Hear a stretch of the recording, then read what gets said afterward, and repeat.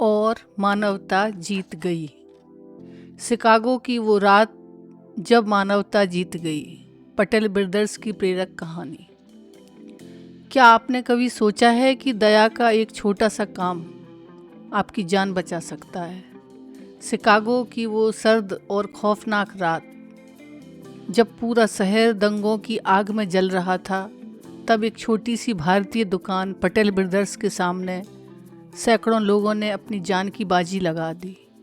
ना किसी हथियार के लिए, ना किसी पैसे के लिए, बल्कि उस रिश्तों के खाते के लिए जो विट्ठल भाई और जयंती भाई ने सालों पहले शुरू किया था। आज की कहानी सिर्फ एक संघर्ष की नहीं, बल्कि उस भारतीय संस्कार की जीत है जो सिखाता है कि मानवता से बड़ा कोई धर्म नहीं। 90 के दशक का शिकागो, जिसे विंडी सिटी कहा जाता है, यहाँ की सर्दी सिर्फ मौसम नहीं, एक इम्तिहान थी।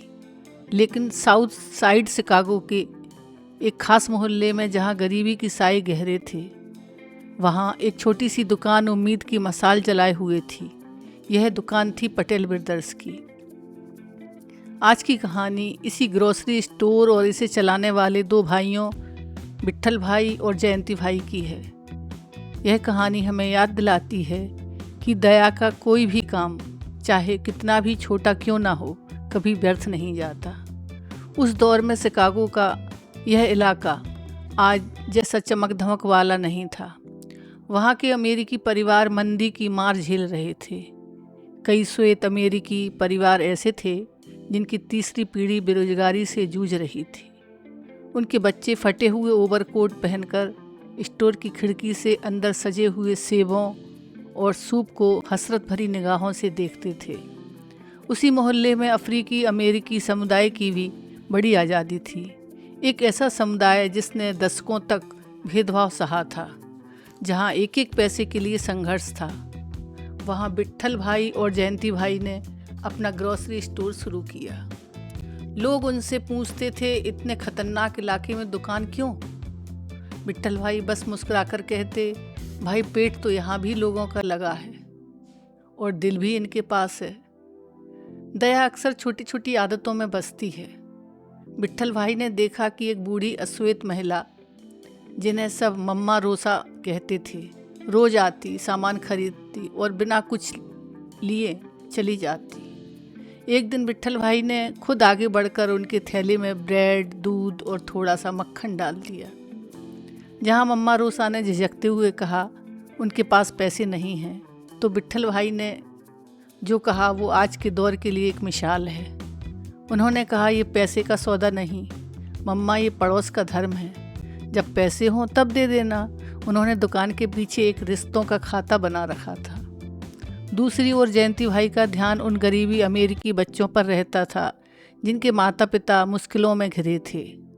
कड़कड़ाती ठंड में जब कोई बच्चा ठिठुरते हुए आता तो जयंती भाई उसे डांटने की बजाय पुरानी रजाई से बने गरम टोपी पहना देते और कहते, स्कूल जाओ, अच्छे ग्रेड्स लाओ और कैंडी ले जाओ।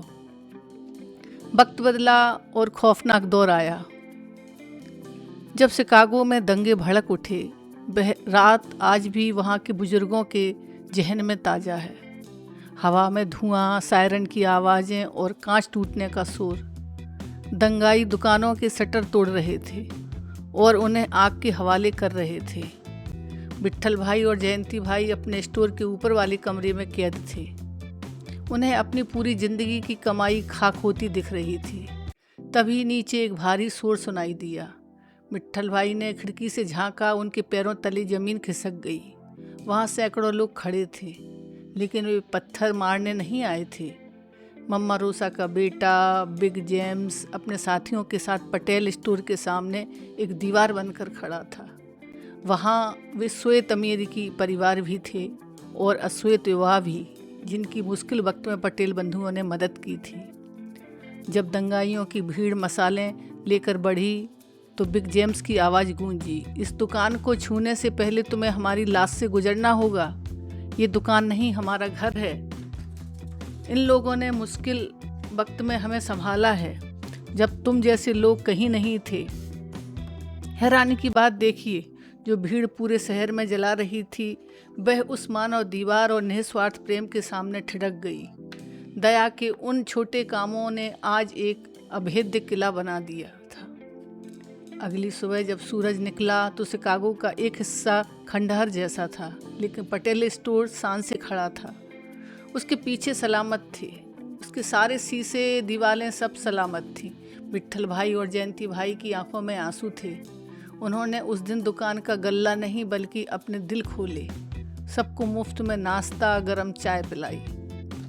जब मेयर को पता चला कि दंगों के बीच यह स्टोर कैसे बचा, तो उन्होंने विट्ठल भाई के शहर को सर्वोच्च नागरिक सम्मान के लिए नामित किया।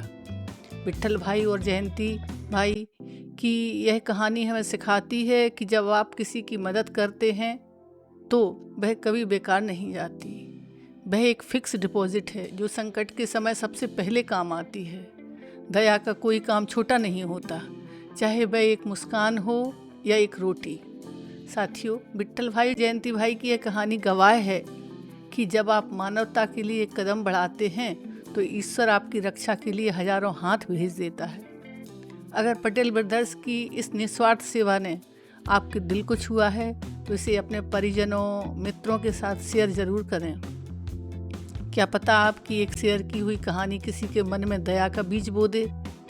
हमारे चैनल गर्भनाल पर हम आपके लिए दुकानों के कोने कोने से ऐसी ही रूह को छू जाने वाली कहानियाँ लेकर आते हैं जो हमारी भारतीय संस्कृति और मानवीय मूल्यों का मान बढ़ाती है। अभी सब्सक्राइब करें और बेल आइकन दबाएं। Thank you.